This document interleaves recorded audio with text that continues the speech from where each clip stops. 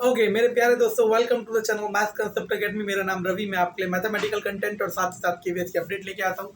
अगर मैं ये update D triple S B के लिए, एनवीएस के लिए, सबके लिए लेके आ रहा होता इतना डिटेल अपडेट, तो मैं फेक होता। क्यों? क्योंकि एक इंसान इतनी सारी चीज़ें नहीं जानता है, ठीक है ना।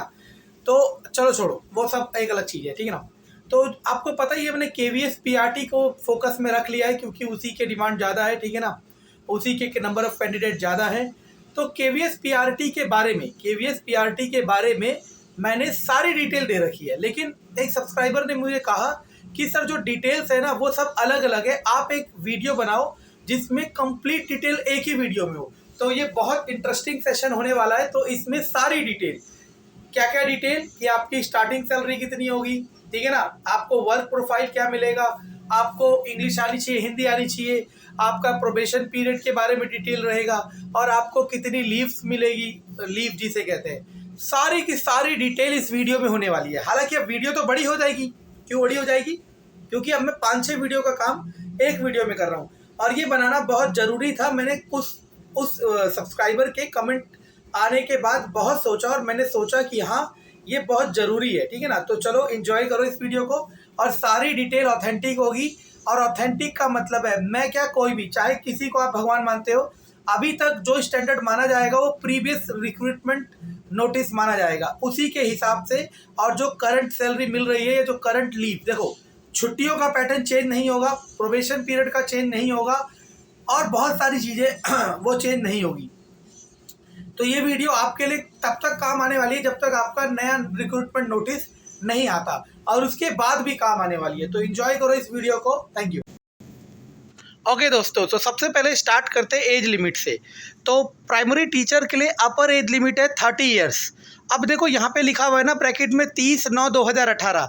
तो आपको बता देता हूँ कि ये जो रिक्रूटमेंट नोटिस निकला था, इसका लास्ट डेट भरने का इसी महीने का था, 13 या 14 तारीख का। मतलब 13/9/2018 इसकी लास्ट डेट थी भरने की।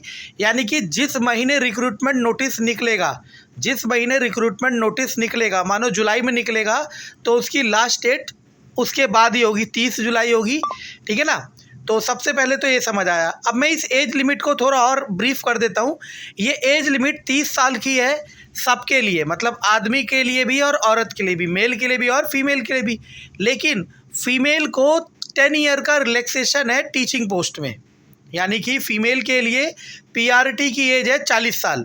ये सबसे बिगेस्ट एडवांटेज है फीमेल्स के लिए पीआरटी केवीएस में ज्वाइन करने के लिए या फिर उसकी तैयारी करने के लिए, कि एज लिमिट बहुत मैक्सिमम होता है 40 ईयर्स, ठीक है ना।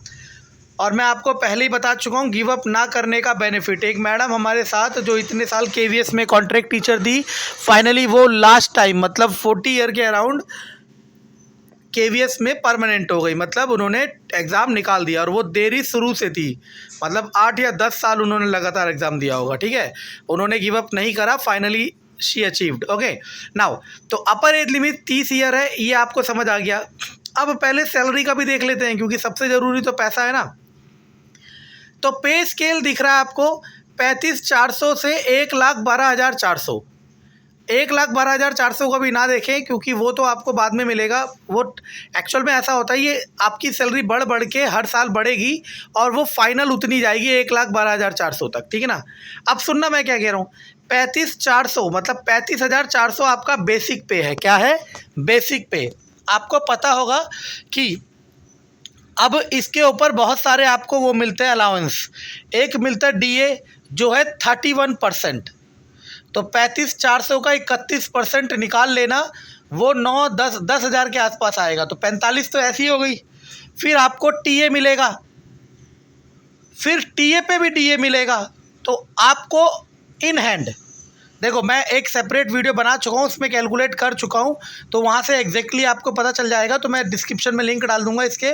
लेकिन इन हैंड आपको जब आप स्टार्ट करोगे, जब आप ज्वाइनिंग लोगे, तो अब आपको 46 या 47, 46 और 47,000 इन हैंड मिलेगा, जिसमें एचआरए नहीं होगा। मतलब इसके ऊपर एचआरए और मिलेगा। समझ आ रहा है मैं क्या कह रहा हूँ? आपको 46-47,000 के अराउंड मिनिमम मिलेगा, और इसमें एचआरए और मिलेगा। अगर आप स्टाफ क्वार्टर्स में रहते हो तो आपको एचआरए नहीं मिलेगा।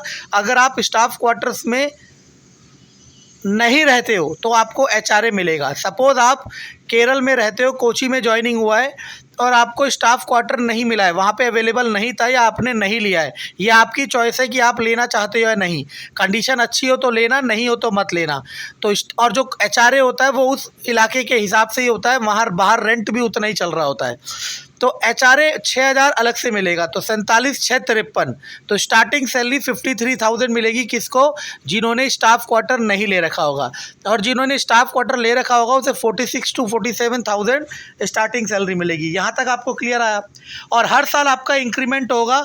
और मैं आपको एनालाइज बता देता हूँ कि 4 साल बाद आपकी सैलरी में कम से कम 4 साल बाद आपकी सैलरी में 3 साल बाद मान लो 3 साल बाद आपकी सैलरी में कम से कम कह रहा हूँ, कम से कम 7,000 रुपये का इंक्रीमेंट हो जाएगा, 6 से 7,000 रुपये का। ठीक है ना? तो ये बहुत बहुत बेहतरीन होता है गवर्नमेंट जॉब पाना। ये आप तैयारी कर रहे हो तो आपको समझ सकते हो। अब आते हैं क्वालिफिकेशन के लिए। देखो, इसकी क्वालिफिकेशन में ज़्यादा लफड़ा नहीं होता है। लफड़े का मतलब है ज़्यादा प्रॉब्लम या वो नहीं होता।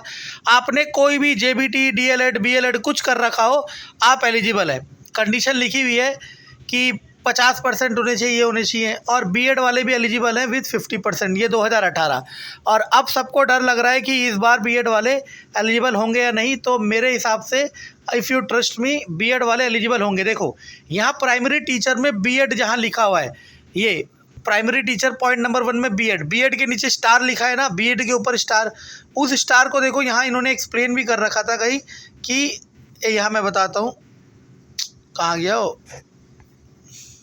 ये रहा, उसी के नीचे एक्सप्लेन कर रखा है कि जिन्होंने बीएड कर रखा होगा और बीएड करके वो प्राइमरी टीचर लगेंगे, वो उन्हें एक ब्रिज कोर्स कराया जाएगा 6 महीने का। पॉइंट नंबर 1 में बीएड के बाद स्टार है, स्टार के नीचे एक्सप्लेन कर रखा है कि जिन्होंने बीएड करके पीआरटी टीचर लगेंगे उन्हें 6 महीने का ब्रिज कोर्स कराएंगे, ताकि जेबीटी वाला जो पढ़ता है उसमें जो पेडागोगी सेक्शन डिटेल में पढ़ता है उसे पढ़ाया जाए।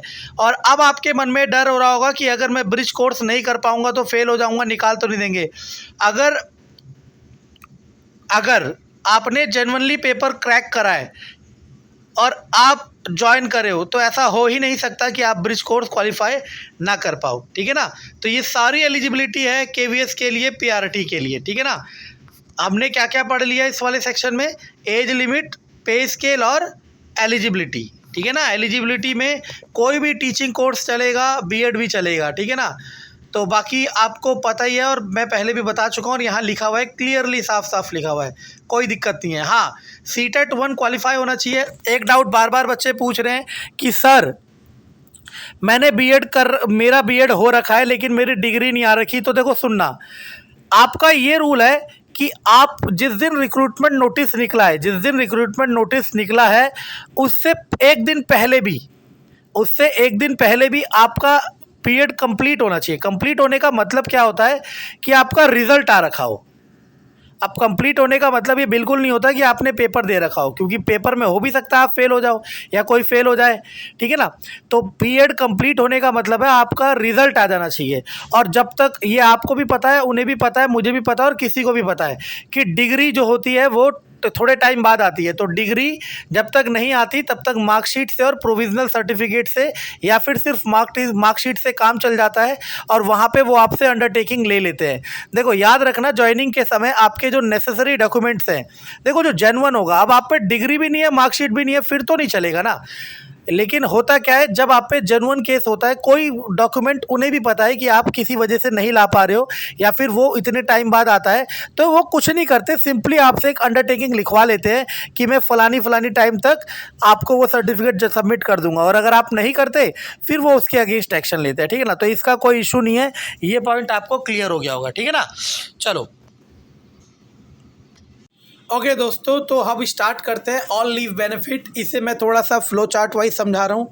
जिन्होंने कंप्यूटर के कोर्स पढ़े होंगे वहाँ पे फ्लो चार्ट एल्गोरिथम चलते हैं, उस टाइप में समझा रहा हूँ। ठीक है ना? तो जनरल लीव और स्पेशल लीव ये मैं डिफाइन कर रहा हूँ ताकि आपको समझ अच्छा है। जनरल लीव में कुछ कॉमन लीव है जो सभी को मिलेगी, और कुछ जेंडर स्पेशल है, मेल को फीमेल को अलग अलग, स्पेशल लीव अलग है। ठीक है ना? तो सबसे पहले जनरल लीव में चलता हूँ। तो पहले 2019 से पहले आपको कुछ और लीव भी मिलती थी, लेकिन अब आप जब ज्वाइन करोगे तो आपको जो लीव मिलेगी वो मिलेगी, एक मिलेगी कॉमन लीव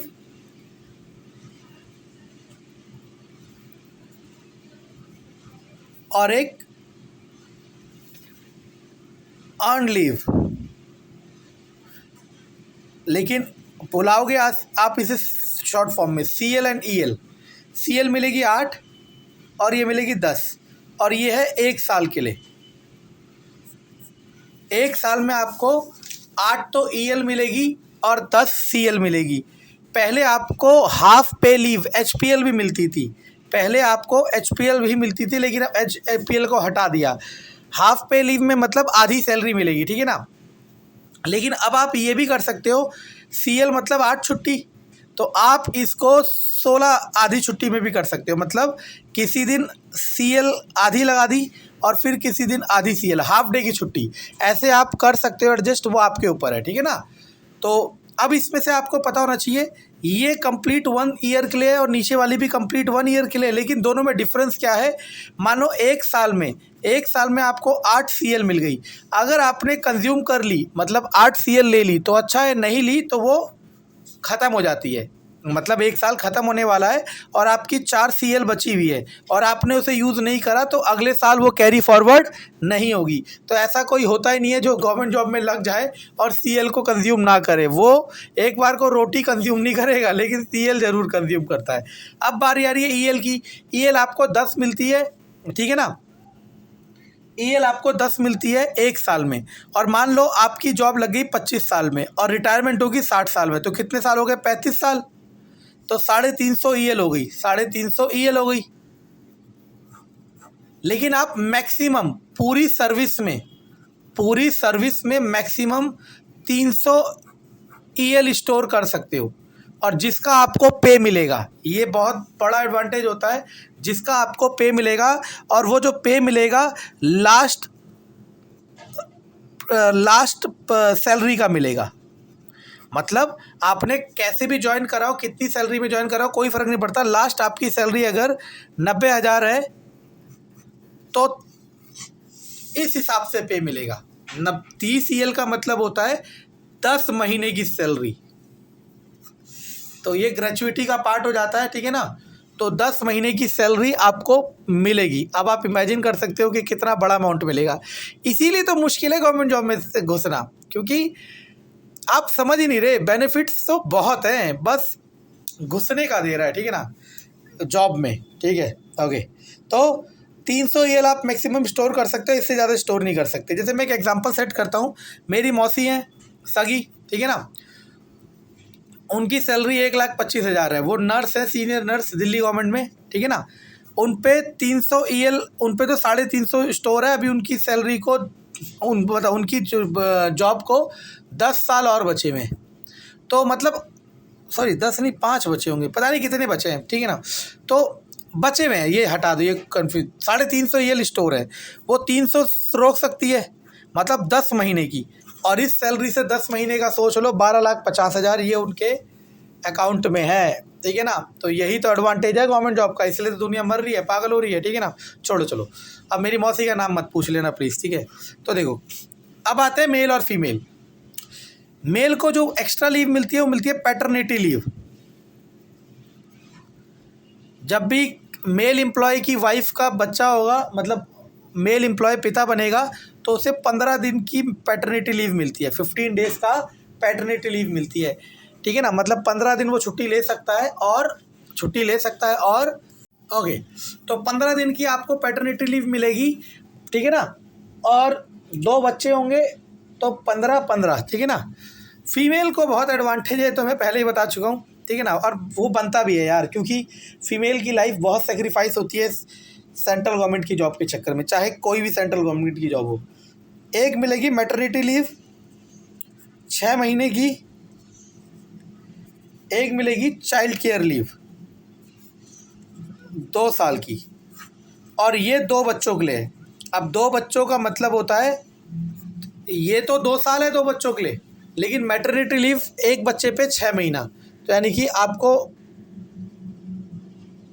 मैटरनिटी लीव में पूरा पे मिलता है आपको, ठीक है ना। और चाइल्ड केयर लीव में कुछ बना हुआ है कि पहले साल आपको पूरी सैलरी मिलेगी और दूसरे साल 80% के अराउंड मिलेगा, 75%, इससे फ़र्क नहीं पड़ेगा, वो फ्री में तो कुछ भी चलेगा, ठीक है ना। ये समझ आया लीव का। अब ये स्पेशल लीव क्या होती है, मैं थोड़ा सा कहानी के थ्रू समझाता हूँ। इस बार जब हम कोची में थे, तो जब हम कोची में पहुँचे तो मैं, मेरी वाइफ और मेरा बच्चा तीनों कोरोना पॉजिटिव हो गए थे, ठीक है ना, रिपोर्ट के हिसाब से। लेकिन एक्चुअल ये था कि उससे पहले 3-4 महीने पहले मेरे पिताजी को कोरोना हुआ था, तो उनसे हमें कंटेमिनेशन हो गया था और हम शायद वो थे, क्या कहते हैं, असिम्प्टोमेटिक थे। तो हम किसी को, हमें भी नहीं पता चला, किसी और को भी नहीं। तो जब हम केरल गए तो एयरपोर्ट में टेस्ट होता था, हम घर पहुंचे तो रिपोर्ट आ गई कि पॉजिटिव है, 15 दिन हम वहीं रहे। तो उस समय अभी भी कोरोना में 15 दिन की स्पेशल कैजुअल लीव मिल रही है, ठीक है ना। ऐसी बहुत सारी अलग प्रोविज़न होते हैं जिसमें आपको अलग से स्पेशल लीव मिलती है। वो कंडीशन पे डिपेंड करती है, मेडिकल लीव कह लो चाहे कुछ कह लो, ठीक है ना। तो ये सारे थे लीव बेनिफिट, जिससे आपको देख के समझ आ रहा है कि लोग क्यों इतने क्रेज़ में है गवर्नमेंट जॉब के। तो अब लास्ट सेक्शन में आते हैं जिसका नाम है प्रोबेशन पीरियड।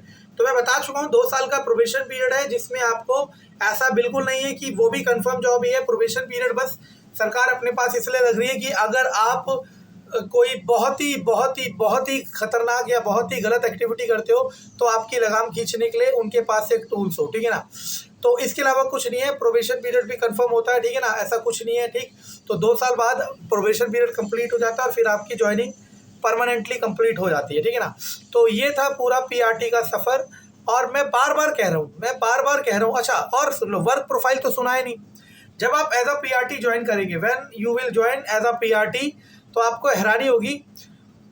आपको, जैसे हम सोचते हैं ना कौन सा सब्जेक्ट मिलेगा, पीआरटी का मतलब है सारे सब्जेक्ट। हो सकता है इस साल आपको पहली क्लास में हिंदी पढ़ाना हो, दूसरी में ईवीएस पढ़ाना हो, तीसरी में पढ़ाना हो, तो आपको सारे सब्जेक्ट पढ़ाने को मिलेंगे। ऐसा नहीं होता कि आप किसी एक सब्जेक्ट स्पेशल के लिए पढ़ाए जाओगे, क्योंकि पीआरटी का मतलब है कि सारे सब्जेक्ट, ठीक है ना।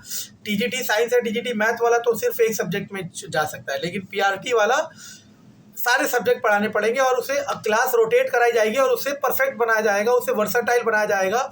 कभी उसे एडमिशन इंचार्ज बनाया जाएगा, कभी उसे क्लास इंचार्ज बनाया जाएगा, कभी उसे को टीचर बनाया जाएगा। उसे सारी रिस्पॉन्सिबिलिटी दी जाएगी और सिखाया जाएगा और मदद की जाएगी, और एक समय आने के बाद वो बिल्कुल ट्रेंड हो जाएगा और फिर वो किसी भी वर्क प्रोफाइल में काम कर सकता है, ठीक है ना। और वर्क प्रोफाइल चाहे पीआरटी का हो, चाहे टीजीटी का हो, चाहे पीजीटी का हो, मैं बार बार कह रहा हूँ, if you love your work तो वो वर्क कुछ भी नहीं है, वो वर्क कुछ भी नहीं है, ठीक है ना। अगर ये वीडियो पसंद आई तो ज़्यादा से ज़्यादा शेयर करें, सब्सक्राइब करें, क्योंकि सब्सक्रिप्शन नहीं बढ़ रहे हैं। और सब्सक्रिप्शन बढ़ने का बस एक ही लालच है मुझे, कि मैं एक बार अगर उस लेवल तक पहुंच गया कि मेरे पे ज़्यादा सब्सक्रिप्शन होंगे, फिर मैं वो कर सकता हूं जो मैं करना चाहता हूं। पेड कोर्स लॉन्च नहीं करूंगा, ठीक है ना। करने का मतलब है मैं चाहता हूं कि मेरे जो सब्जेक्ट्स हैं मैं उसे दूर दूर तक फैलाऊं फ्री ऑफ कॉस्ट, क्योंकि मैंने उसके लिए बहुत मेहनत की है और बहुत पैसा खर्च किया है मेरे माँ बाप ने, और मैं नहीं चाहता कि सभी इतनी मेहनत और सभी इतना पैसा खर्च करें। मैं आपके लिए रास्ता बनाऊंगा, बस आपको चलना होगा, लेकिन सिर्फ और सिर्फ मेरे सब्जेक्ट पे। और आज दिन में पीआरटी की स्ट्रेटेजी की वीडियो आ जाएगी, और ये वीडियो बिल्कुल टेस्टेड है, मेरे द्वारा अपनाई गई है, तो आप इसको बहुत ही शानदार तरीके से एंजॉय कर सकते हैं और मजे ले सकते हैं। Thank you.